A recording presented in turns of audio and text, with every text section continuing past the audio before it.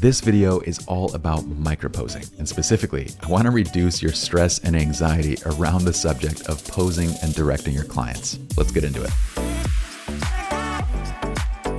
My name is Pi, and I'm one of the founders of Lynn and Jersa Photography and SLRLounge.com.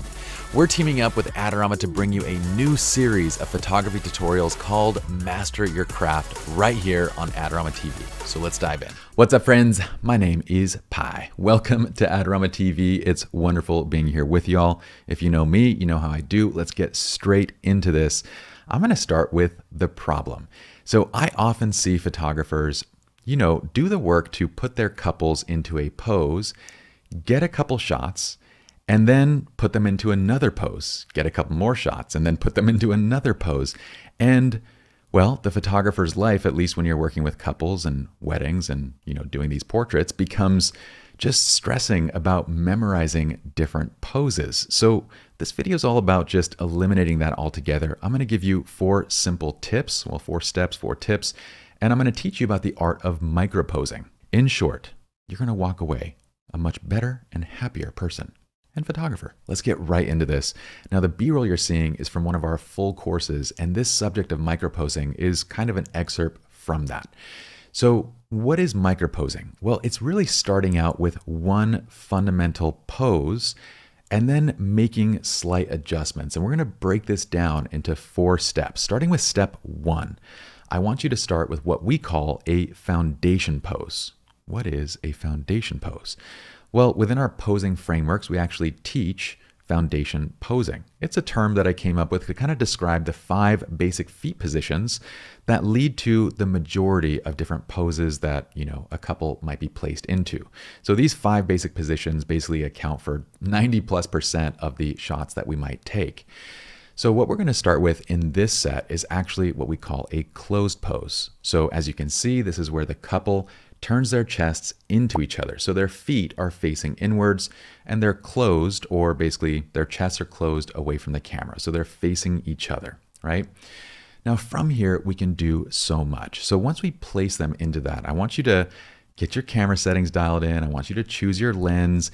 And in fact, we're not really going to change anything. In this entire sequence, we're going to stick to one lens with the exception of one shot. But we're going to stick to one lens, the 24mm prime. You can use whatever lens you'd like. It could be a 35, a 28-70, a 50. It doesn't matter. But I want to reduce the clutter that's going on in your mind when you're trying to do a client shoot. The stress is because of all these technical things that we're trying to do at the same time. And instead, I want you to focus in on just posing, directing, communicating, having a good time, and getting the shots. The next thing that I want you to do is kind of set the vibe. Now, if you look at the first little sequence of images here, right? In fact, we actually start with a wide shot. I can talk about that too, but when I'm directing them, I'm giving them an idea of what I'm going for. So what this might be is me saying something like, look guys, I'm going to put you into a closed pose. And we actually teach photographers to walk through foundation posing with the clients at the beginning of the shoot, so they actually understand the terms. So at a distance, I can pose them, and it's so incredibly simple, right? So I go, look, we're starting with a closed pose. I want you guys to hold hands, and this is going to be kind of an intimate and romantic sequence of shots. I want you guys to focus on each other, maybe occasionally glance at the camera, but I want this to feel romantic. We got this beautiful scene, the sunset behind us. You're essentially describing exactly what's in front of them. And the reason is that psychologically, they don't think about it. Psychologically, for your clients, what they're thinking about is the stress, the pressure of being in front of a lens, right? They're working with someone maybe that they don't know you that well. You've only met a few times and you're developing a relationship, but they're not that comfortable yet. And even when they're in these beautiful environments in these places, they're not in the moment. And so what we're doing is bringing them back to presence by kind of setting this vibe. We're kind of giving a little intention. I like that better. Let's set the intention of what we're trying to do, right? And bring them back to that moment. From there, I want you to look at this sequence, because microposing isn't about changing their pose. It's about small adjustments. So what are you going to do? I want you to think about the eyes and where the eyes are looking. I want you to think about the hands and what they're touching. I want you to think about the distance between their bodies and maybe what they might be doing, like the emotion of a photograph. So I want you to think of these basic things, right? Now here, they're in a closed pose, but they're a foot apart, holding hands, looking at each other, right? And I would say just that. Hold that closed pose, look at each other, just enjoy this moment for a second, hold hands. Got it, okay? Now I'm stepping in. And as I step in, I'm not changing my lens, I'm not changing settings. All of these are at 1/320th. Well, the wide one might have shifted a little bit. That's 1/200 to f4 and ISO 100. And I make a little adjustments as I get close just for exposure, settings. But 1/320th, f2 and ISO 100.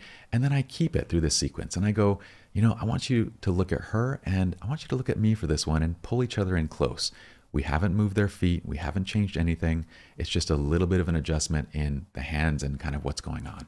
Okay, now pull back a little bit and look at each other. Okay, I love that. Now from there, touch foreheads.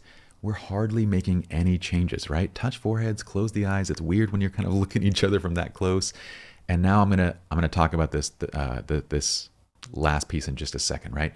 But focusing on just the pose, notice that all we're doing is basically controlling kind of where they're looking, how close they are, the distance, moving the hands a tiny bit, moving the, the eyes and the face a little bit, pull back, smile. It's all the same pose. So instead of memorizing 50 different poses or taking along with you posing cards or all these different things, instead place them in something simple and make tiny changes, small changes. I don't want you to change your camera lenses. I don't want you to change your settings except when you need to change for exposure. I want you to just make tiny little adjustments and help them to be in the moment with them. When they laugh, I want you to laugh along with them. They say something funny or you say something funny. It's a good time. And when you get the shot, oh my gosh, that's so cute. I love that. And be there as opposed to being focused on just the technical aspect of the craft. Now, the last piece of this, so we know, okay, the mistake is changing their poses too much, right? And trying to do too many variables and moving from one thing to the next too quickly. Okay, so number one, we start with that foundation pose. And then number two, we set the intention, give them a little bit of instruction, bring them back to presence. Number three, we micropose. Between each shot, we make small adjustments to the hands, the eyes, where they might be looking, touching the forehead, distance of the bodies. That's it. The last step is I want you to think wide, medium, tight. Notice this entire time, we still haven't changed anything about the technical, the lens, the lighting, nothing. I want you to think wide, medium, tight. All that means is the same shot up close is not the same shot when pulled back, when shooting wide, right? Look, this is virtually the exact same everything, except one of these is an ultra wide shot. This is our wide, and the right side would be our tight, right? Now, of course, the hands are on the chest and the pose is slightly different, but imagine having the exact same pose, but then walking up close. Look, this is again going from wide to tight. And this, by the way, was the only shot that I used a different lens on because the 24 would have created too much distortion on the hands and the bodies when you're shooting that close, right? But it's the exact same pose and it looks completely different. And so the last variable in this is as you make micro adjustments and they're doing something, move your feet, go wide, medium, and tight. A couple things happen with this. Not only do you get a nice variety of images, and the mediums would be stuff like this, right?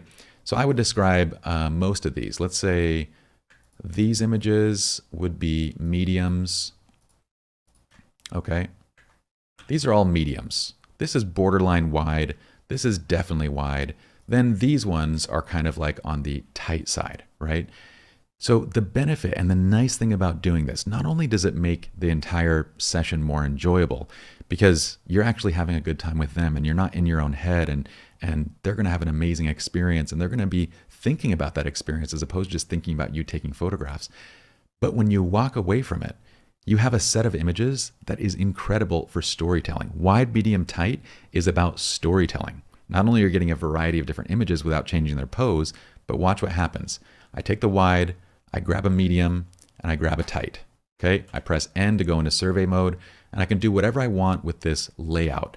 But we can turn this into any form of layout. I could go wide and blow this wide large, and then put two small squares next to it with the tight images, or the medium and the tight, right?